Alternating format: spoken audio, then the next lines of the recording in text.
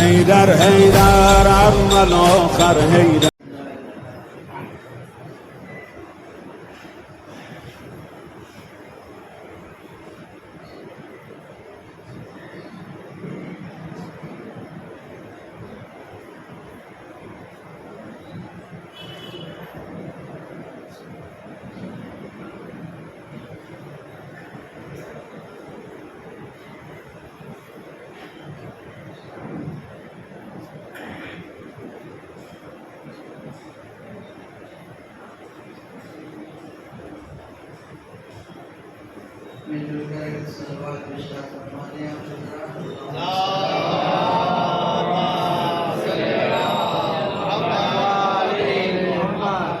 آج کی یہ نہایت ہی مختصر اور اہم مجلس منعقد کرنے کے پیچھے وجہ ریزن سبب علت یہ ہے کہ بندے ناچیز کی 2 بیٹیوں کی شادی ایک ساتھ انشاءاللہ 15 نومبر بعد نماز محفل اپنے منعقدت سکندر بقرعہ میں منعقد ہوگی اور اسی سلسلے کی مجلس ہے. اور ہمارا اور آپ کا بلکہ پوری شیعہ قوم کی یہ طریقہ ہے کہ بیٹی کی شادی ہو یا بیٹے کی شادی ہو پہلے مجلس برپا کرتے ہیں اور اس کے بعد فرش محفل. اور یہ ایک روایت ہے ہماری کتابوں میں کہ واقع کربلا کے بعد جب یہ قافلہ شام سے رہا ہو کے مدینے گیا ہے اور وہاں بیان فرما ہوئے ہمارے اور آپ کے امام امام زین العابدین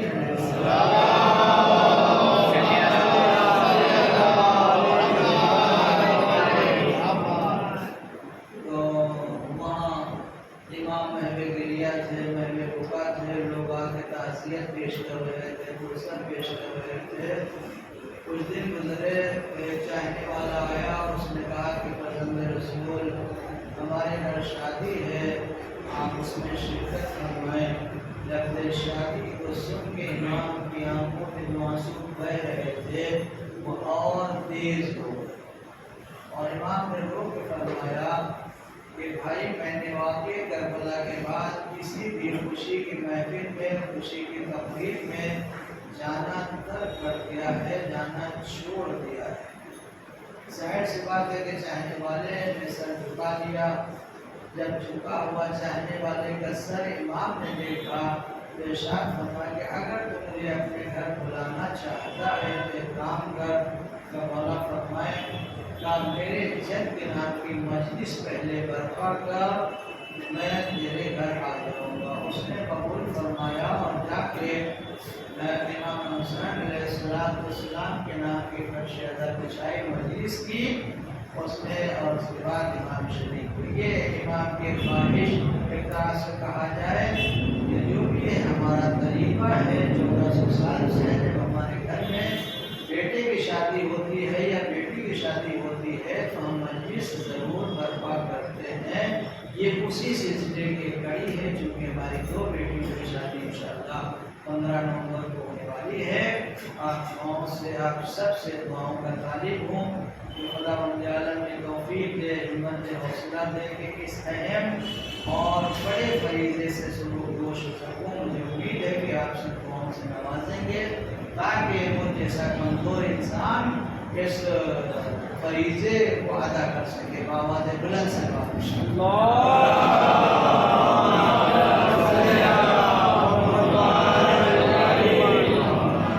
شادی ایک اہم فریضہ ہے اور ایک اہم اسلامی کام ہے. لوگ اسے دنیاوی کام سمجھتے نہیں, یہ اسلامی کام ہے, یہ مذہبی کام ہے. شادی کرنا سنت اکرم اور اس طرح کی حدیثیں جب خطبہ پڑھا جاتا ہے نکاح کا اس میں پڑھی جاتی ہیں. نکاحوں میں سنتی فمر رغبان سنتی ولیس منی. یہ حدیث کسے نہیں یاد ہے؟ جس میں نکاح ہو چکا اسے تو سنائی گئی ہے, جو شہید تھے انہوں نے سنی ہے. جانے کتنے نکاحوں میں آپ نے شرکت کی سب جانتے ہیں. النکاح من سنتی فمن رغب عن سنتی فلیس منی.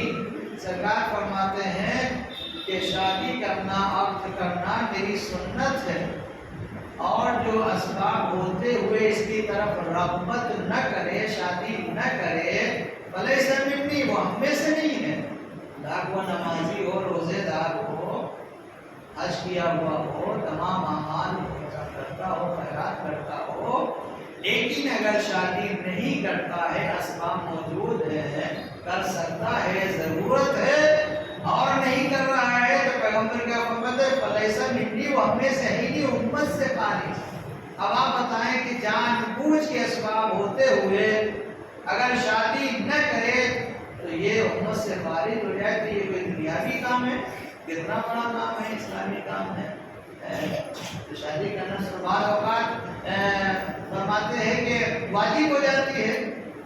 ایک جوان ہے جسے شادی کی خواہش ہے، ماں باپ شادی نہیں کر رہے ہیں یا خود نہیں کر رہا ہے، خواہشات کا شکار ہو کے زنا کر لے، حرام میں مبتلا ہو جائے، یہ خطرہ ہو جائے کہ حرام میں مبتلا ہو جائے، اب یہاں یہ سنت نہیں رہتا، اب یہاں یہ واجب ہو جائے، واجب میں کرنا ہے۔ جوان ہے، شادی کی عمر ہے، واجب ہو چکا ہے، خواہشات میں ماں باپ نہیں کر رہے یا خود نہیں کر رہے، جو بھی وجوہات ہیں، لیکن اگر وہ سمجھ رہا ہے کہ میں شادی نہ کر کے حرام میں مبتلا ہو جاؤں گا، تو اب اس کے لیے شادی سنت نہیں رہی بلکہ شادی واجب ہو جاتی ہے۔ ایک اہم دینی فریضہ ہے جسے بر وقت ادا ہونا چاہیے، والدین کو فکر کرنا چاہیے اور شادیوں کو مذہبی بنانا چاہیے۔ ہمارے یہاں جو شادیاں ہوتی ہیں وہ مذہبی نہیں ہوتی ہیں، دنیاوی شادیاں کہہ دیجیے۔ ایک چیز کی طرف آپ کو متوجہ کراؤں گا جو ہمارے یہاں بھی ہوتی ہے، آپ کے بھی سب کیا ہوتی ہے۔ اگر ممکن ہو سکے، علماء تو امام حجت کرتے ہی ہیں، لیکن اگر ممکن ہو سکے تو غور کیجیے اور روکنے کی کوشش کیجیے گا، ورنہ تو بیڑا گرک ہو ہی جاتا ہے۔ 6 مہینے میں بھی طلاق ہو رہی ہے، سال بھر میں بھی ہو رہی ہے، 2 سال چل کے بھی رشتہ ٹوٹ جا رہا ہے، یہ ہو رہا ہے، ہم جانتے ہیں۔ جتنے نکاح کے وعدے نہیں آتے اتنے طلاق کے لیے فون آتے ہیں۔ تب 3 مہینے پہلے شادی ہوئی تھی، طلاق پڑھ دیجیے، کیا ہو گیا، یہ ہو گیا، یہ ہو گیا۔ کل کی بات ہے، فون آیا، 1 سال پہلے شادی ہوئی تھی، بیوی 1 سال سے مائکے میں ہے، طلاق ہونا ہے۔ ایسے تھوڑی طلاق ہو، بات کرنا پڑے گی بیوی سے، شوہر سے، کیا بات ہے، کیا اسباب ہے، کیا ریزن ہے۔ طلاق وہ چیز ہے جب واقع ہوتی ہے تو عرش الہی کام اٹھتا ہے۔ جس وقت صیغہ طلاق ہوئے زمین پر جاری کیا جاتا ہے، عرش الہی کام اٹھتا ہے۔ ماضی میں پہلے بزرگ جانتے جب کسی شوہر کے سامنے یا کسی زوجہ کے سامنے طلاق کا مسئلہ آتا تھا، پورے وجود کے ساتھ کام وجود ایسا لگتا تھا ختم، زندگی ختم۔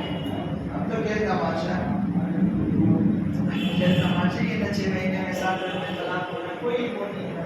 عرش الہی کام ہو جاتا ہے۔ اللہ اکبر۔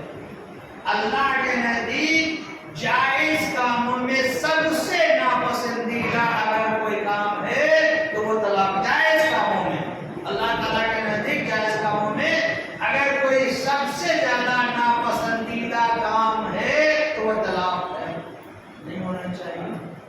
جو زندگیاں تباہ ہوتی ہے، جو زندگیوں کے ساتھ اگر بچہ ہے تو اس کی زندگی تباہ و برباد ہو جاتی ہے۔ تو یہ سارے معاملات ہمیں شادیوں کو مذہبی بنانا، اسلامی بنانا ہے، جو ہم نہیں بنا رہے ہیں۔ کیسے؟ ہمارے 10-20 برس سے رواج نکلا ہے کہ جب کارڈ چھپتا ہے، چاہے وہ بیٹے کی طرف سے ہو یا بیٹی کی طرف سے ہو، اس کارڈ کو سب سے پہلے لے جا کے روزے میں، امام حسین کے روزے میں، مولا عباس کے روزے میں، یا کسی معصوم کے روزے میں، یا تعزیے پہ، یا علم مبارک کے تبرکات ہیں، وہاں جا کے پہلا کارڈ وہاں لے کے جائے گی، بڑی شان و شوکت کے ساتھ، بڑی عقیدت، بڑے احترام کے ساتھ۔ یہ پہلا کارڈ ہے، کہاں جائے گا؟ مولا عباس کے روزے کو پہلا کارڈ۔ پہلا کارڈ کہاں جائے گا؟ مولا حسین کے ذریعے مبارک، جسے تعزیہ کہتے ہیں، وہاں پہلا کارڈ معصوم کے روزے پہ جائے گا۔ پہلا کارڈ وہاں رکھنے کا مطلب یہ ہے کہ سب سے پہلی دعوت آپ نے معصوم کی بارگاہ میں پیش کی ہے۔ یہ کارڈ دینا یعنی مدعو کرنا ہے۔ میں نے آپ کو کارڈ دیا، اس کا مطلب ہوتا ہے کہ میں آپ کو مدعو کر رہا ہوں، اس تقریب کے لیے، اس محفل کے لیے کہ آپ شرکت کیجیے، تشریف لے آئیے، یہ دعوت نامہ ہے، جسے کارڈ کہتے یہ دعوت نامہ ہے، یہ ہوا نا۔ اگر میں نے مثال کے طور پہ میری بیٹیوں کی شادی ہے ابھی، میں نے بھی یہی کیا، میرے گھر والوں نے بھی یہی کیا، تعزیہ رکھا مولانا عباس کا، مولانا حسین کا مالا کے نیاز کی، اور اس کے بعد دعا خیر کی ہے۔ کارڈ دینے کا مطلب، رکھنے کا مطلب یہ ہوتا ہے کہ دعوت دینا۔ لوگ امام زمانہ میں بھی دعوت دیتے ہیں، زندہ امام میں دینا چاہیے، بالکل بہت اچھا ہے، اس لیے کہ ہماری پہچان ہے کہ ہم اپنے غم میں بھی اہل بیت کو شریک کرتے ہیں، اپنی خوشی میں بھی اہل بیت کو شریک کرتے ہیں۔ اچھی بات ہے، بہت اچھی چیز ہے، اچھا طریقہ ہے۔ لیکن کارڈ دینے کے بعد مثال کے فرض کیجئے میں نے مولا حسین کے نام کا کارڈ دیا، یا پنجتن کے نام کا کارڈ لکھ کے رکھا، یا اہل بیت کے نام کا کارڈ لکھ کے رکھا، اگر ہماری دعوت میں خلوص ہے اور پنجتن پاک نے اس دعوت کو قبول کر لیا کہ مولانا یار حسین کے ہاں جانا ہے، اور پنجتن پاک آ گئے ہماری تقریب مناقحت میں، تقریب شادی میں، اس محفل میں، تو محفل نور ہو جائے گی۔ پھر اس محفل کو مبارک ہونے سے کون روک سکتا ہے؟ نزول رحمت، نزول برکت، نزول سعادت سب کچھ ہو جائے گا۔ لیکن اگر پنجتن نے ہماری دعوت کو قبول کر لیا اور وہ ہماری محفل میں آئے اور وہاں ڈھول تاشا بجتا ہوا، موسیقی ہوئی، رقص ہوا، غنا چالو ہے، بے حجابی ہے، بس کو فجور ہو رہا ہے، نامحرم آپس میں مخلوط ہیں، یہ وہ چیزیں ہیں جو حرام ہیں، یہ وہ چیزیں ہیں جو حرام ہیں۔ آپ نے بلایا پنجتن پاک کو اسی محفل میں، کارڈ تو دے دیا تھا آپ نے، اور انہوں نے قبول بھی کر لیا، وہ آ بھی گئے، اور آنے کے بعد جب انہوں نے دیکھا یہاں تو محفل کا رنگ ہی بدلا ہوا ہے، آپ انصاف سے بتائیے کہ کیا ہم نے پنجتن پاک کو اپنی محفل میں بلا کے ان کی توہین نہیں کی؟ ہم ان کی توہین کے مرتکب نہ قرار پائیں گے؟ یا تو آپ بلائیے مت، کار مت رکھیے، دیکھیے ہمارے کہا جاتا ہے ہم جتنے بھی اعمال کرتے بے معرفت کرتے، معرفت ہے نہیں کر گزرتے ہیں، اور اسی میں الٹا سیدھا ہو جاتا ہے، کرتے بہت کچھ ہیں لیکن معرفت کے ساتھ نہیں کرتے ہیں۔ کام کریے مگر معرفت کے ساتھ کیجیے، یا تو کارڈ مت دیجیے امام زمانہ کو، یا تو مدعو مت دیجیے پنجتن پاک کو، یا دعوت نامہ کارڈ کی شکل میں اہل بیت کی بارگاہ میں نہ پیش کیجیے، تو جو چاہے کیجیے، اس کے ذمہ دار آپ ہیں۔ لیکن اگر آپ نے یہ کارڈ دیا اور دعوت نامہ ان کی بارگاہ میں پیش کیا، ممکن ہے کہ وہ آپ کے دعوت نامے کو قبول کر کے آ جائے اور آپ کے محفل میں فسق و فجور ہو، حرام کاریاں ہو رہی ہو، تو کیا ہم توہین پنجتن پاک، توہین اہل بیت، توہین امام زمان مرتکب نہیں قرار پائیں گے؟ یقیناً قرار پائیں گے۔ تو للہ کے واسطے اس سے بہتر ہے کہ نہ بلائے تو اچھا ہے۔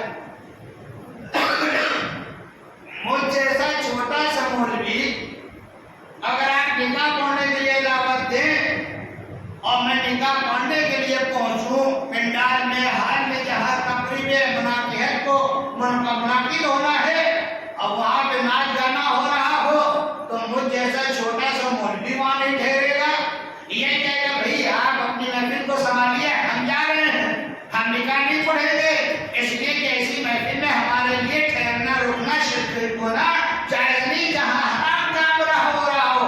جب آپ یہ بتائیے کہ مجھ جیسا چھوٹا سا مولوی ایسی محفل مناقحت میں رکنا گوارا نہیں کرتا جہاں حرام کاری ہو رہی ہے، تو ان معصومین کا ایسی محفل کا حصہ بنیں گے؟ نہ دیجیے، اور یا تو پھر دیا ہے تو بسط احترام محفل کو مذہبی بنائیے، اسلامی بنائیے، وہاں وہ کام کیجیے جو مذہبی ہے، جو اسلامی ہے، تاکہ آپ کی دعوت کو قبول کر کے اہل بیت آئیں، ان کی روح خوش ہو جائے، واقعی ہمارا چاہنے والا ہے، اور ان کی آمد ہمارے اور آپ کے لیے باعث مسرت قرار پائے۔ صلوات بھیج دیجیے۔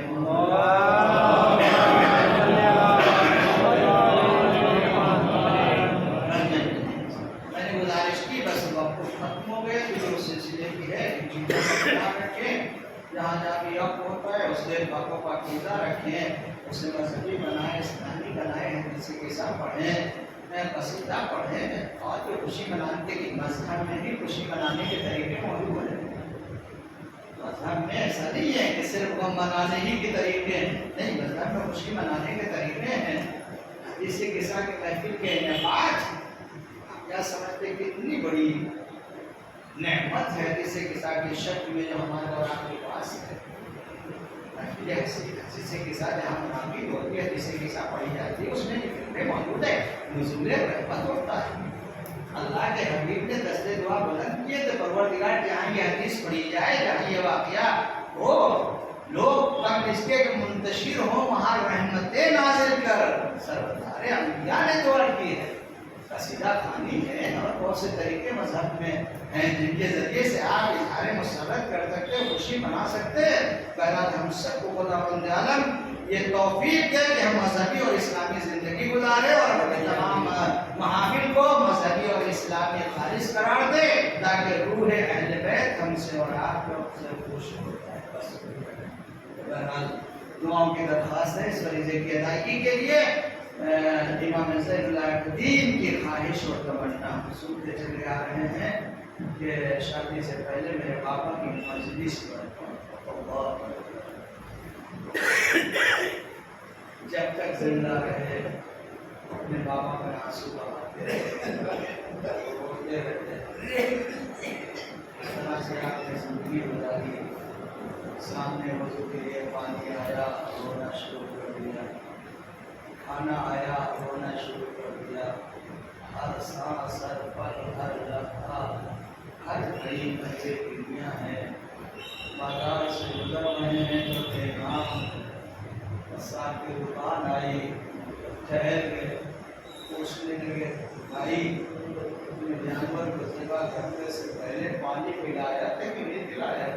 اس نے کہا مرحوم رسول ہم مسلمان ہیں, شروع کہتے ہیں محمدیہ کے ماننے والے ہیں, ہم نے جانور کو ذبح کرنے سے پہلے پانی پلا لیا. کہتے ہیں ہم نے کربلا کو رک کیا. بابا